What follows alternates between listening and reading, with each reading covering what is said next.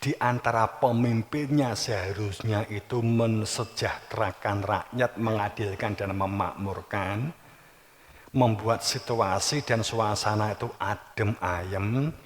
Tapi sekarang itu sudah vulgar, terang-terangan antara pemimpin itu saling olok-olokan, pinter-pinteran untuk menjatuhkan lawan pemimpinnya, begitu loh.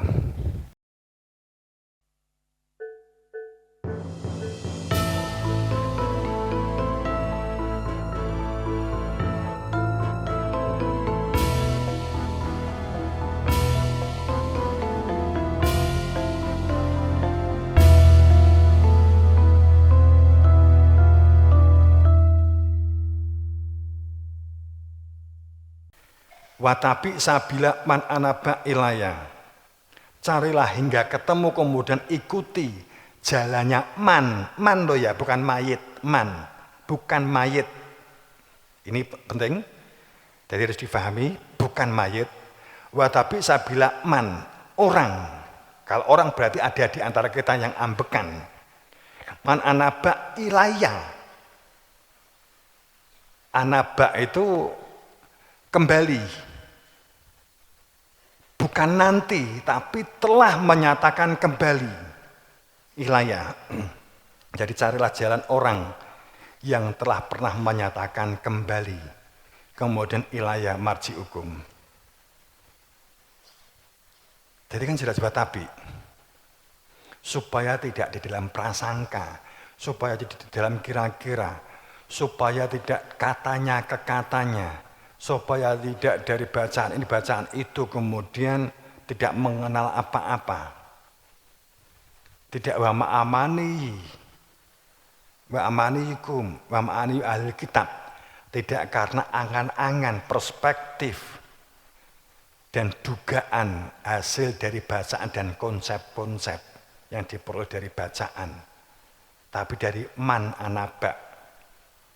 Carilah hingga ketemu, kemudian ikuti, supaya kamu tidak dalam prasangka bertemu dengan Tuhanmu. Itu watapi. Kalau wabtagu itu pedoman.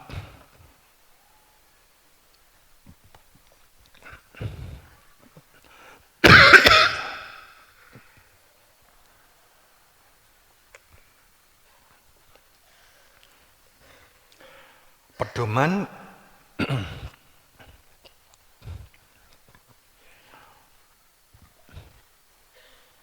hilang lah.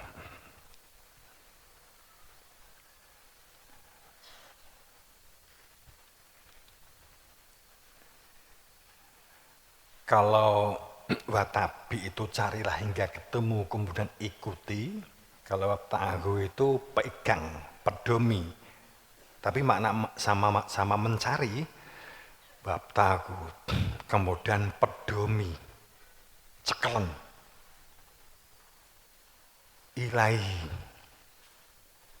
Supaya kamu dapat kembali, itu ada al-wasilata, wasilah. Wasilah yang dimaksud di sini makna fa'il, ada pelakunya. Kemudian jadikan sebagai alat wajahidu fisabilih, sebagai alat berjihad, memerangi nafsunya sendiri. Jamaah rahimakumullah.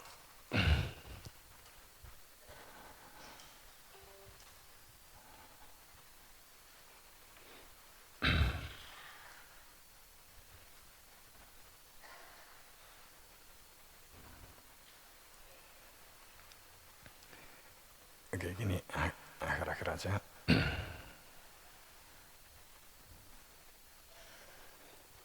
Jadi ritual tertinggi itu sujud. Ritual tertinggi itu bersujud, sujud. Semuanya juga sepakat sujud. Tapi sujud seperti apa gitu? Sujud toh, ya mungkin bisa dimaknai ya sholat itu sujud. Tapi sujud seperti apa? Sebenarnya sujud dalam pengertian taat, patuh, dan tunduk. Jadi sujud Sujud itu dalam pengertian menerima. Sujud dalam pengertian menerima dengan lapang dada, menerima sepenuhnya. Setelah menerima, patuh dan tunduk tentang konsep-konsep kebenaran, karena konsep ini dibuktikan dengan fakta rasa keberadaan Tuhannya. Hujah keberadaan Rasul itu adanya hujatul mubin, itu hujah yang ditunjukkan keberadaan Tuhannya. Kemudian patuh dan tunduk, berserah diri. Jadi awalnya sujud ini adalah menerima. Jadi pada saat bilang tentang sujud, sujud kepada siapa, ini harus jelas yang disujudi, bukan makna menyembah Adam. Bukan makna menyembah Adam. Sujud dalam pengertian menyatakan in huwa illa wahyu yuha, menerima bahwa kul wallahu ahad, menerima tentang keberadaan Dia yang punya nama Allah itu ahadiyatnya diri Tuhan. Sungguh dengan sebenarnya Dia itu adalah wahyu yang diinisiasikan. Wahyu itu maknanya bisian. Bisian yang diinisiasikan, ditunjukkan dengan metode, cara. Ini loh yang punya nama Tuhanmu itu. Allah itu ini loh ditunjukkan. In huwa illa wahyu yuha. Sungguh bahwa dia itu sesuatu yang hidup. Yang akan menghidupkan hati nurani. In huwa illa wahyu yuha. Cuman kalau kamu membaca tafsirnya, in huwa sungguh Al-Quran, kan begitu. Kan Al-Qurannya kan juga enggak jelas. Al-Quran yang sekarang itu yang kita baca itu kan dibukukan setelah Nabi Muhammad. Kita sekilas cerita kisah Nabi Adam.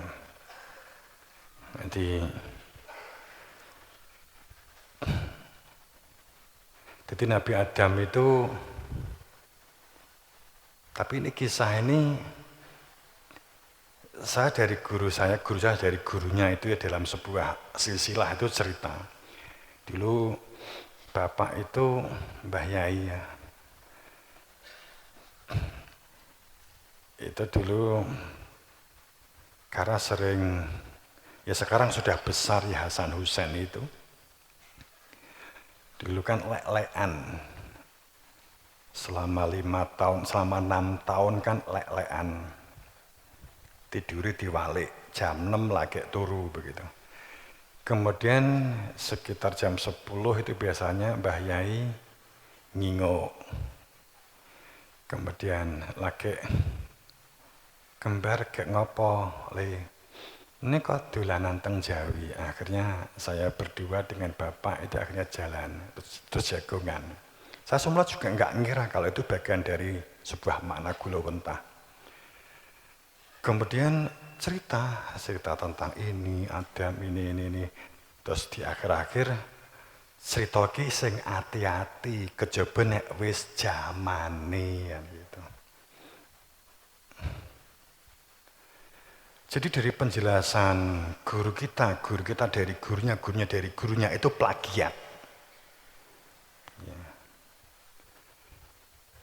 Jadi Nabi Adam itu memang bukan penduduk surga asli. Katakan demikian.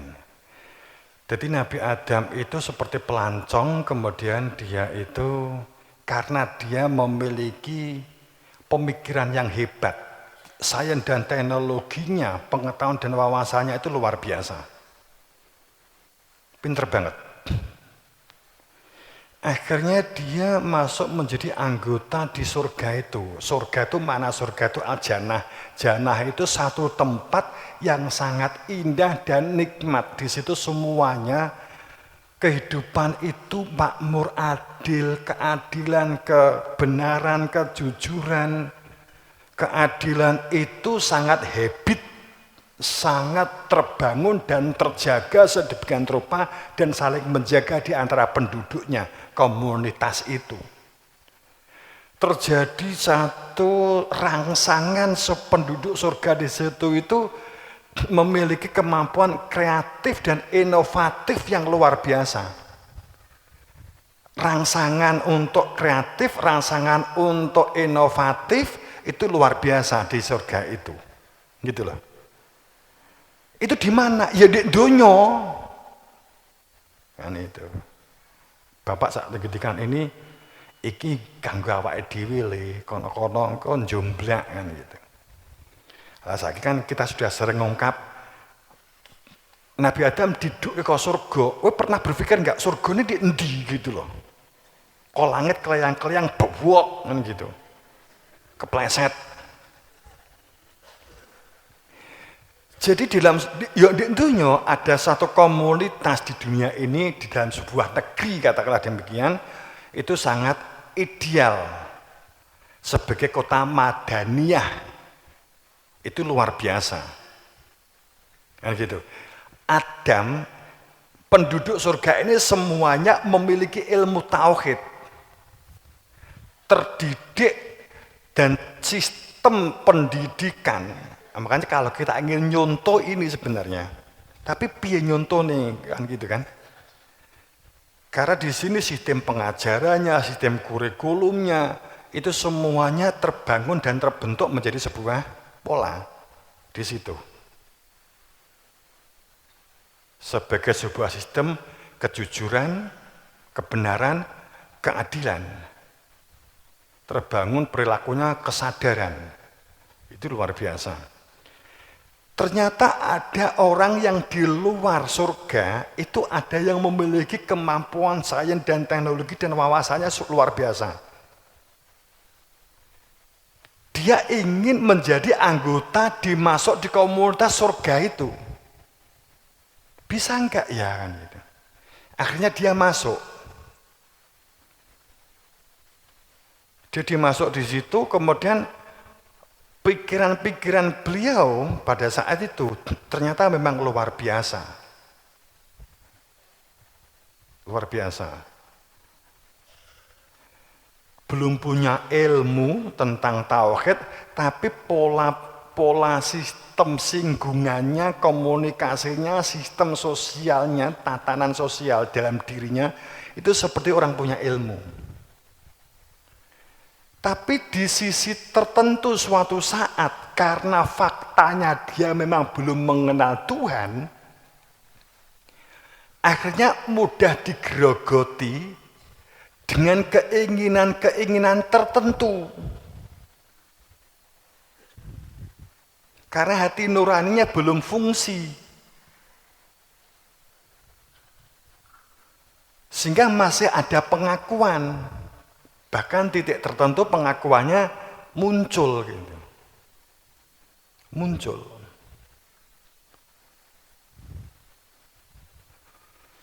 Akhirnya kemudian saat dia belum punya ilmu, tapi gurunya sudah ngomong bahwa si Adam ini, namanya sebenarnya bukan Adam, tapi saya ikuti dulu. Adam itu nama hakikat di dalam Quran. Kalau nama KTP-nya bukan Adam. Kemudian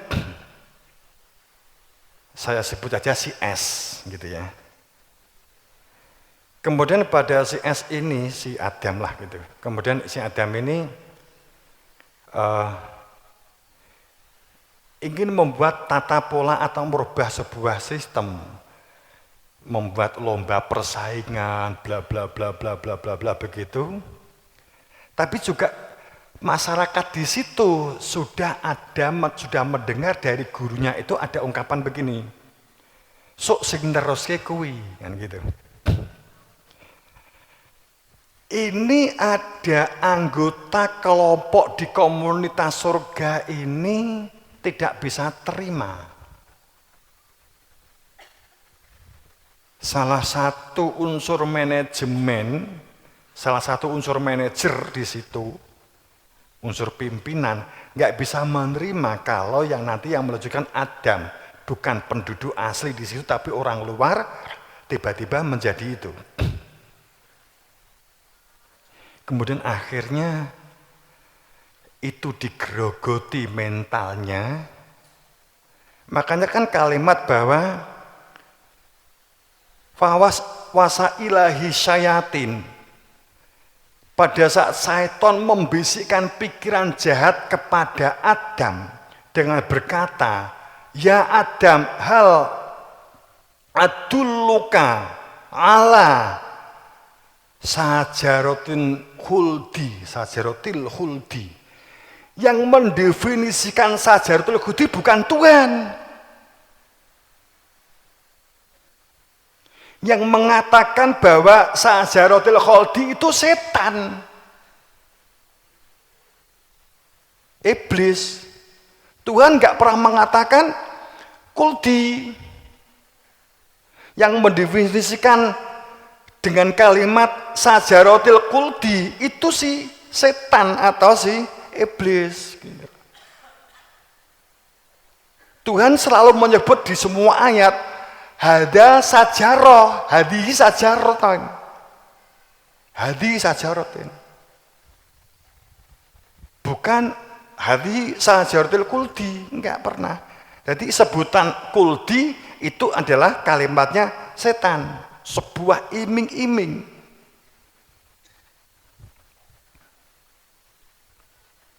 Maukah saya tunjukkan kowe iki gelem gak tak kayak ngerti ada pohon khuldi dan kekuasaan yang abadi yang tidak akan binasa kan gitu.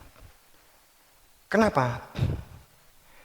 Karena Nabi Adam itu berkeinginan kuat untuk memiliki ilmu tauhid. Tapi setiap kali nyuwun karo gurune diundur dhisik, engko sik to. Enggak sabar, akhirnya ada yang dengki di antara penduduk menawarkan tentang khuldi. Kowe pengen apa gak pengen duwe ilmu kaya wong-wong kae? Kena duwe ilmu ki iso ngene kowe dadi luwih hebat. Bla bla bla bla bla bla. Akhirnya termakan kan gitu. Makanlah buah khuldi, dimakanlah fitnahan itu, ajakan itu. Itu sebenarnya. Kemudian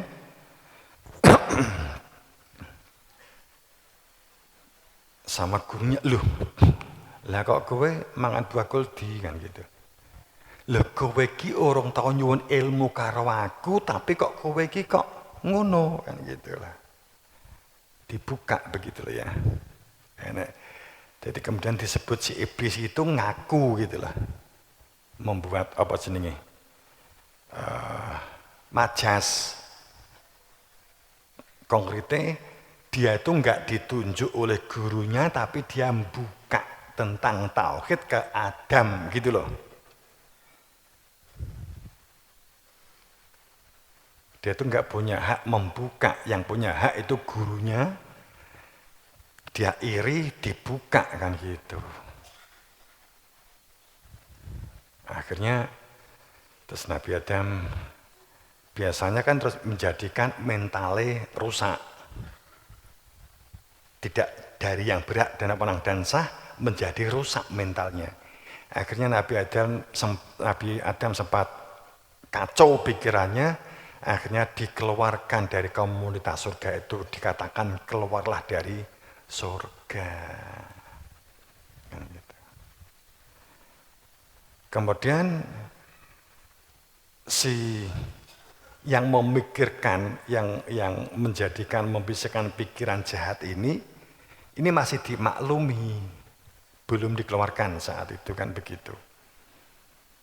Merasa aman, Nabi Adam, Adam wis metu sangka surga wis aman, berarti bakal aku itu, kan gitu. Makanya kan di ayat lanjutannya kan, wa man aradu an dzikri fa inna lahu ma'isyah Sapa di dunia ini berpaling dari zikir, tidak ada zikir kehadiran keberadaan Tuhan, maka hidupnya sempit. Kembali kepada Nabi Adam. Nabi Adam dikeluarkan dari surga. Kemudian saat Nabi Adam keluar dari surga, keadaan di luar komunitas itu persaingan, benturan, konflik itu luar biasa. Sehingga aurat terbuka semua, tapi bukan makna telanjang, jong. Itulah. Aurat Nabi Adam terbuka ditutup dengan daun-daun surgawi. Itu artinya bahwa pada saat Nabi Adam itu dikeluarkan dari surga, auratnya terbuka semua. Sehingga dia sadar, auratnya ternyata sekarang nggak ada yang ditutupi. Pada saat di surga, saling menutupi, saling melindungi, itu nggak ada lagi. Sehingga oloan, pelecehan, pembulian itu terjadi hebat yang dialami oleh Nabi Adam. Jadi setelah ke surga ditokne itu dilok-loknya masyarakat begitu loh. Dibuli dengan masyarakat. Andeke ditokne kowe kakono, ditokne kowe andek ka Pomosda, kemelelet kowe di jero Pomosda, kan begitu gitu loh. Diolok hebat. Kemudian dia menggunakan daun-daun surgawi. Dia mohon ampun, jaluk ngapura, astagfirullah Rabbana dalamna anfusana wa illam taghfir lana wa tarhamna lanakunanna minal khasirin. Ya Allah ya Rabbi, saya sadar saya dolim banget, saya tempatnya salah, saya tempatnya lupa. Anfusana wa illam taghfir lana. Jika engkau tidak memaklumi, jika engkau tidak mengampuniku, maka saya ini jelas akan menjadi orang yang dolim, menjadi orang-orang yang rugi. Terus diucapkan begitu, sampai kemudian diterima tobatnya, kemudian diberkah sendiri, dibaiat sendiri, ditunjukkan oleh gurunya. Dek diberkah, selesai. Kemudian tetap kepelanjutannya adalah Nabi Adam. Bayangan jenengan, bayangan kita selama itu kan iblis kan diciptakan tersendiri, ya kan? Jadi enak makhluk tersendiri itu sebagai iblis